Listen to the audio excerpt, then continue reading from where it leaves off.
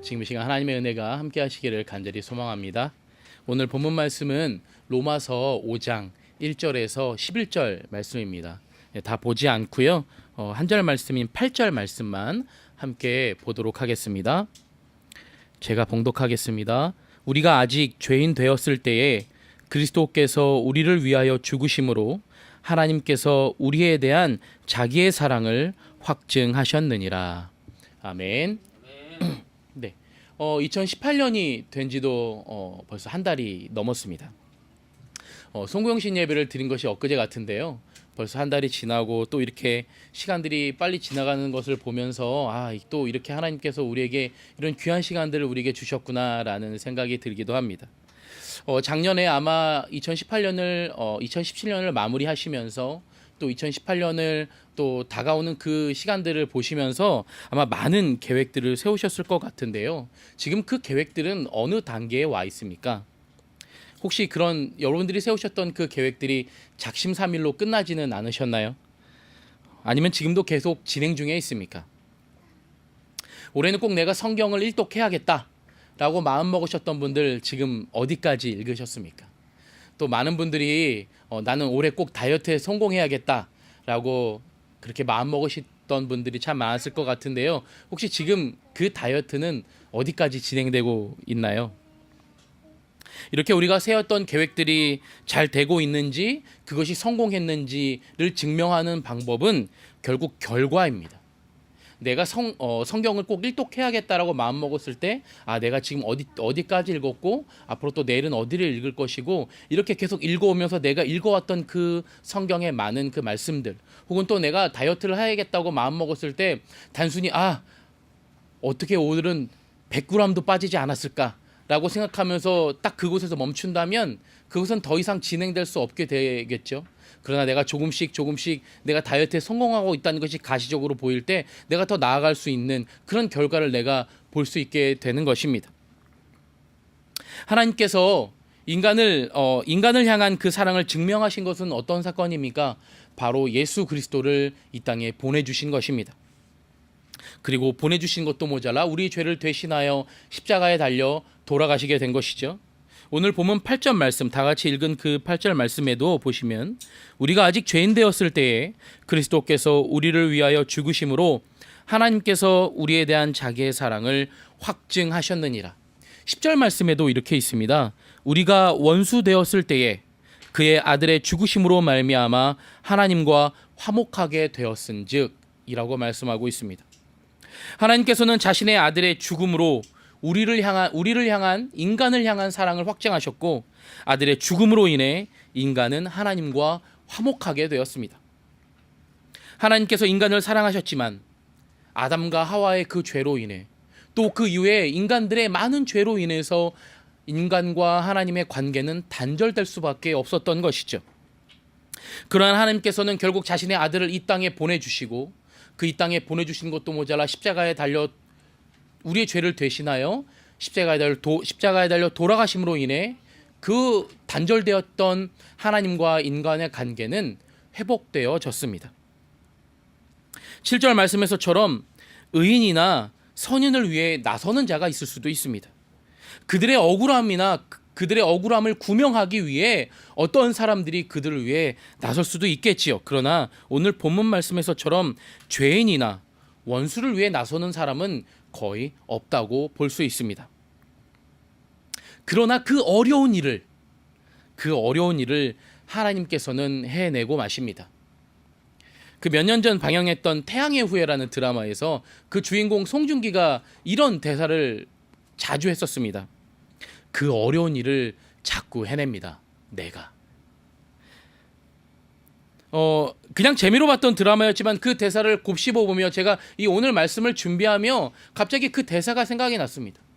하나님께서는 그 많은 일들을 우리를 위해 그 어려운 일들을 인간을 위해 해내 주셨습니다. 세상을 창조하신 것은 뒤로 하고서라도 홍해를 가르셨죠. 그리고 수많은 전투에서 심지어 이길 수 없는 그 싸움에서 하나님은 하나님의 백성들에게 승리를 안겨주셨습니다. 또한 물이 포도주가 되게 하시고 떡 5개와 물고기 2마리로 5천 명을 먹이시는 일을 하나님은 해내고 마셨습니다. 그리고 결국 또한 예수님께서는 죽음에서도 부활하게 되신 것이죠. 네, 사실 이렇게 하나님께서는 그 어려운 일을 해내고 마셨습니다. 세상을 말씀으로 만드신 분인데 사실 이것이 하나님께는 어려운 일은 아닙니다. 말씀으로 세상을 만드셨습니다. 그리고 이런 것들이 하나님께 어려운 일이라고 여러분들이 혹시 생각한다면 아마 여러분들은 하나님에 대해서 우리가 잘 모르고 있는 것과 마찬가지입니다. 하나님께서 이렇게 많은 일들을 인간들을 위해 베풀어 주셨습니다. 왜 아무것도 아닌 인간? 하나님이 만든 이 세상 속에서 이 온 우주 만물을 통틀어 인간은요 너무나도 작은 존재거든요. 그런데 왜 그 하찮은 존재, 너무나도 작은 그 인간 이 존재에게 왜 하나님은 그 많은 일들을 베풀어 주셨을까요? 인간이 보기에 너무나 그 어려운 불가능할 것 같은 그런 일들을 왜 인간을 위해 베풀어 주셨을까요? 그것은 바로 하나님께서 인간을 너무나 사랑하시기 때문입니다. 하나님은 인간을 사랑하는 것을 그 당신의 방법으로 증명해 주셨습니다. 딜레마라는 말이 있습니다. 그것은 어떤 것도 선택하는 것이 쉽지 않은 상태, 곧 진퇴양난에 빠졌다라는 상태를 말합니다. 얼마 전 저는 한 수업에서 이 도덕적 딜레마에 대해서 토론을 한 적이 있는데요. 그 수업을 들은 후 저는 과제를 하며 이런 이야기를 썼습니다. 저에게 딸아이가 있는데 딸아이가 놀다가 자연스럽게 친구들과 노는 과정 중에 자연스럽게 다치는 것은 너무나 괜찮다. 충분히 그런 일이 일어날 수 있다. 그러나 혹시 친구와 싸우고 나서 나의 딸이 다쳐서 돌아오고 크게 울면서 돌아온다면 나는 그때 내가 내 딸에게 어떤 말을 해줘야 될까 많은 고민을 하다가 내린 결론은 차라리 맞지 말고 때리고 들어와라. 이런 말을 한 적이 있습니다. 딱 한 번 했거든요. 그러면서도 저는 마음속으로 참 많이 마음이 불편했습니다. 물론 그 당시에는 딸아이가 크게 울고 들어오고 다쳤다는 그 상태 때문에 저도 너무나 당황스럽고 때로는 누가 그랬을까 하는 그 원망스러운 마음 가운데 딸아이에게 그런 말을 한 번 했던 적이 있거든요. 그래서 과제에도 그렇게 썼습니다. 내 딸아이에게 아마 나는 맞고 오지 말고 차라리 때리고 오는 게 좋겠다라고 이야기를 할 것 같다. 이렇게 이야기를 한 적이 있습니다. 물론 또 그렇게도 썼습니다. 그것이 옳지 않다는 것을 나는 분명히 안다. 하지만 나의 딸이 맞는 것도 싫기 때문에 내가 앞으로 계속 내 딸이 자라면서 아마 나는 이런 딜레마 가운데 이러지도 못하고 저러지도 못하고 내가 꼭 목사로서 크리스천으로서가 아니라 한 명의 인간으로서 함께 더불어 살아가는 한 명의 인간으로서 누구를 때리라는 것이 분명히 옳지 못한다는 것을 저는 분명히 잘 알고 있는데 내 딸아이가 맞는 것이 싫기 때문에 내가 어떤 선택을 해야 될까 그런 딜레마 가운데 내가 있을 것 같다라는 이야기를 한 적이 있습니다. 아마 여러분도 이 이야기를 들으시면서 아마 비슷한 마음을 갖고 있을 거라고 생각합니다. 어떤 부모도요 자신의 아이가 맞고 들어오고 크게 울면서 다쳐서 들어오는 것을 원하는 부모는 아마 아무도 없을 것 같습니다. 아마 또 어떤 크리스천도 자신의 자녀에게 예수님께서 마태복음 5장 39절에 말씀하신 것처럼 야 너가 오른쪽 뺨을 맞았으니 왼쪽 뺨도 한 대 더 맞고 와라. 이렇게 말할 수 있는 부모는 아마 아무도 없을 것 같습니다. 많은 부모들이 이렇게 자녀들을 양육하면서 딜레마에 빠지곤 합니다. 자신이 알고 있는 진리나 정의와 다르게 혹은 자신의 마음속에 있는 본심과 다르게 말하게 되어지는 상황들, 그것을 할 수밖에 없는 상황들이 분명히 놓여지게 된다는 것이죠. 결국 그러나 어떤 것을 선택하더라도 자녀가 상처를 받거나 다른 이들이 상처를 받을 수밖에 없는 상황들을 겪게 된다면 아마 그 부모의 마음은 참 마음이 많이 어려울 것 같습니다. 그래서 자녀를 키우는 것은 결코 쉽지 않지요. 그럼에도 불구하고 자녀를 사랑하지 않는 부모는 없을 것입니다. 어떤 부모도 자녀를 사랑함을 말로 표현하기 어려울 것이죠. 왜냐하면 자녀를 사랑하지 않아서가 아니고요. 자녀를 사랑하는 것이 너무 크기 때문입니다. 자녀를 너무 사랑하기 때문에 어떤 말로도 표현할 수 없는 것이죠. 그러면 내가 자녀를 사랑한다는 것을 증명하는 방법은 어떤 것입니까? 제가 저의 딸에게 내가 나의 딸을 너무나 사랑하기 때문에 차라리 밖에서 때리고 와라, 이렇게 말하는 것이 과연 제 딸을 향한 그 사랑을 증명하는 방법이 될까요? 물론 그렇게 바라볼 수도 있겠지요. 그러나 옳지 못한 것으로 그것을 증명한다면 그것은 결국 죄에 빠지게 되고 마는 것입니다. 우리는 결국 이런 선택의 상황, 이런 진퇴양난의 상황에 놓여질 수도 있게 되는 것입니다. 네, 그렇습니다. 인간은 완벽하지 않습니다. 완벽하지 않기 때문에 이런 딜레마의 상황에 빠지게 되기도 합니다. 여느 연인처럼 인간은 자신의 사랑을 증명하기를 원하지만 자신의 욕심과 교만으로 인해 이러지도 못하고 저러지도 못하는, 왜냐하면 어떤 것이 잘못되고 어떤 것이 옳은 것인지 알기 때문이죠. 결국 우리는 죄에 빠질 수도 있게 됩니다. 그러면 어떻습니까? 그 사랑을 증명하는 방법이 잘못된 것입니다. 그럼 그 사랑을 증명할 수 없게 되는 것이죠. 하나님께서는 한 번도 불법적인 것으로, 불의한 것으로 자신의 사랑을 증명하신 적이 없습니다. 우리는 그런 하나님을 믿습니다. 그 믿음으로 오늘 로마서 5장 1절의 말씀처럼 우리는 의롭다 하심을 받았습니다.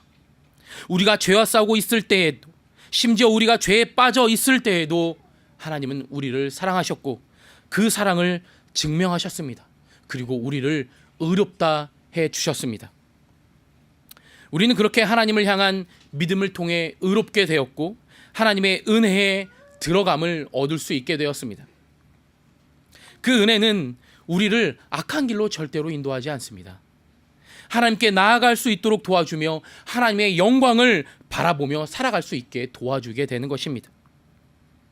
물론 앞서 말씀드린 것처럼 인간은 완벽하지 않기 때문에 때로는 환난에 빠지고 죄에 빠지기도 합니다.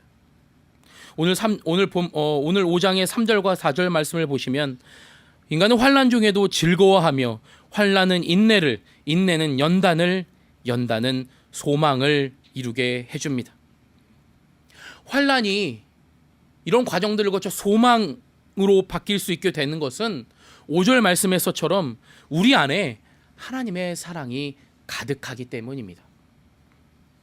하나님께서 예수 그리스도 당신의 아들을 통해 하나님의 사랑을 확증하셨듯이 우리도 우리의 환난이 소망으로 변화되는 그 모습을 통해 사랑을 확증할 수 있게 되는 것입니다.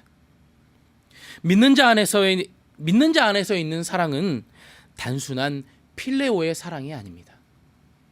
예수님께서 베드로에게 물으셨습니다. 내가 나를 사랑하느냐? 근데 그때 베드로는 필레오라고 대답했습니다.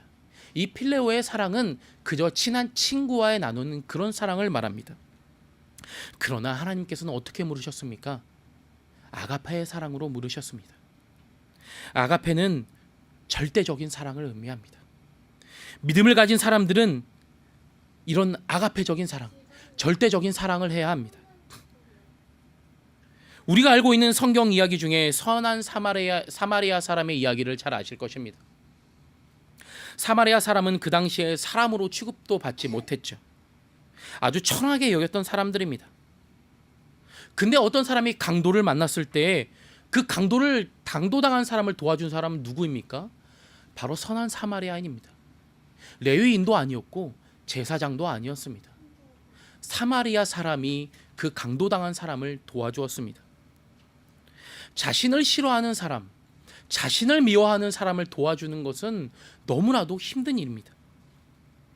대부분의 사람은 그런 상황을 맞닥뜨리는 것을 싫어합니다. 왜냐하면 자신을 싫어하기 때문이죠. 그러나 예수님께서는 우리에게 베드로에게 무엇이라고 물어보셨습니까? 내가 나를 사랑하느냐? 아가페의 사랑으로 물으셨습니다. 절대적인 사랑, 그 사랑으로 물으셨던 것입니다. 원수를 사랑하라고 말씀하셨습니다. 원수를 사랑하는 것은 단순히 필레오의 사랑, 그저 친한 친구의 사랑, 그냥 우리 주변에 있는 사람을 사랑하듯 그 단순한 사랑으로 물으셨던 것이 아닙니다. 믿는 자에게 그런 단순한 사랑으로 사람들에게 사랑을 베풀라고 말씀하신 것이 아닙니다. 원수조차도 사랑할 수 있는 그 사랑, 그것은 바로 아가페의 사랑입니다. 그렇기 때문에 우리가 환난을 당해도 그것이 소망으로 변할 수 있는 것은 우리 안에 그 아가페의 사랑이 있기 때문입니다. 우리가 믿음의 사람이라는 것을, 하나님의 사랑이 우리 안에 가득하다는 것을 증명하는 것은 결국 그런 우리들의 삶의 모습입니다. 우리가 단순히 필레오의 사랑으로 나눈 것이 아니고 그 하나님께서 우리에게 부어주신 그 아가페의 사랑으로 우리의 모습이 나타내어진다면 우리는 그 우리의 삶의 모습을 통해 그 사랑을 증명할 수 있게 되는 것입니다. 스코틀랜드 출신의 인도 선교사이신 레슬리 뉴 비긴이라는 분은 이런 말씀을 하셨습니다. 하나님을 아는데 세상의 10%는 성경을 보고 90%는 우리가 하는 일을 봅니다 라고 말씀하셨습니다. 아무리 우리가 복음에 대해서 말하고 하나님의 사랑에 대해서 말할지라도 세상 사람들은 우리가 전하는 그 말을 듣지 않습니다. 세상 사람들에게 하나님께서 이런 많은 일들을 우리에게 해주셨습니다. 예수님께서 우리를 대신하여 십자가에 돌아가셨습니다. 이 말씀에 나왔습니다. 이것을 한번 파보십시오. 성경을 아무리 전하고 말씀을 전해도 그들이 느끼고 그들이 깨달을 수 있는 것은 우리들의 삶의 모습을 통해 그들은 깨닫고 보게 되는 것이죠. 우리가 하나님의 사랑을 증명하기 위해 이런저런 일들을 많이 합니다. 교회에서도 참 많은 선교를 하시죠. 그런데 그런 사역들을 통해서도 나타내질 수 있지만 우리의 모습을 통해 우리의 모습이 변하지 않는다면, 우리의 삶의 모습 속에서 하나님을 볼 수 없다면, 그리스도의 사랑을 볼 수 없다면 그들에게 복음은 무용지물이 될 수밖에 없습니다. 이 필리핀에서도 마찬가지입니다. 아직까지도 복음이 필요한 곳이 참 많이 있습니다. 그런 이 복음의 손길이 필요한 곳이 너무나 많이 있습니다. 그런데 단순히 그저 한 번 가서 피딩을 진행하고 한 번 가서 말씀을 한 번 전하고 돌아오는 것만으로 과연 그들이 변화될 수 있을까요? 과연 그들이 하나님의 사랑을 느끼고 깨달을 수 있을까요? 저는 그렇지 않다고 봅니다. 물론 그런 도움들이 그들에게 실질적인 도움이 될 수는 있겠지만 그들에게 진정으로 하나님의 사랑을 전해야 되고 그들이 하나님의 사랑을 알 수 있게 해주는 것은 결국 우리들의 평상시의 모습입니다. 오늘도 우리들의 그런 삶의 모습을 통해 하나님의 사랑을 증명해 나가시는 여러분 되시기를 주님의 이름으로 간절히 축원합니다. 기도하겠습니다. 사랑의 하나님, 감사합니다.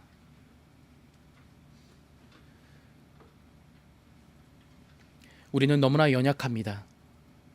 우리는 너무나 부족합니다. 우리는 완벽하지 않기 때문에 하나님의 사랑이 필요합니다. 하나님의 사랑이 우리 안에 가득 넘치기 때문에 환난이 소망으로 변화될 수 있음을 주님 고백합니다. 주님, 우리와 함께하여 주시옵소서.